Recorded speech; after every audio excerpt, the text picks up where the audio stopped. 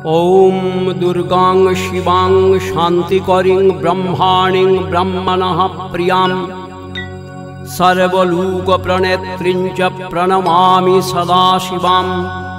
मङ्गलां शुभनां शुद्धां निष्कलां परमां कलां विश्वेश्वरीं विश्वमातां चण्डिकां प्रणमाम्यहं।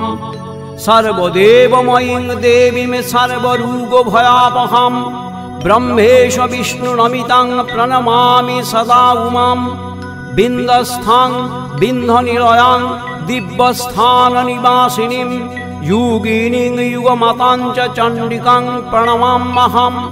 ईशानो मातरं देवीमीश्वरीमीश्वरप्रियां प्रणतोऽस्मि सदा दुर्गां संसारार्णवतारिणीं। यो इदं पठति स्तोत्रं शृणुयाद्वापि यो नरः सोमुक्तः सर्वपापेभ्यो मुदते दुर्गया सह इति कुब्जिकास्तन्त्रे दुर्गास्तोत्रं समावृतम्। ॐ महिषाग्निमहामाये चामुण्डे मुण्डमालिनि आयुरारोग्यमैश्वर्यं देहि देवी नमस्तुते। भूतप्रेतपिशाचेभ्यो रक्षाभ्यश्च महेश्वरी देवेभ्यो मानुषेभ्यश्च भयेभ्यो रक्ष मां सदा।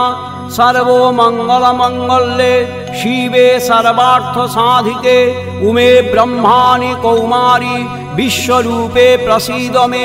भगवती भयच्छेदे कात्यायनी च कामदे कालकृत् कौशिके तं हि कात्यायनी नमस्तुते। प्रचण्डे पुत्रदे नित्यां सुप्रीते सुरनायिके कुलद्योतो करे चोग्री जयं देहि नमस्तुते। रुद्रे चण्डे प्रचण्डासि प्रचण्डगणनाशिनी रक्षो मां सर्वतो देवी विश्वेश्वरी नमस्तुते। दुर्गे तारिणी दुर्गे तं सर्वाशुभविनाशिनी धर्मार्थकाममोक्षाय नित्यं मे वरदा भव। प्रचण्डे चण्डमुण्डारे मुण्डमाला विभूषिते नमस्तेभ्यं निशुम्भारे शुम्भभीषणकारिणि।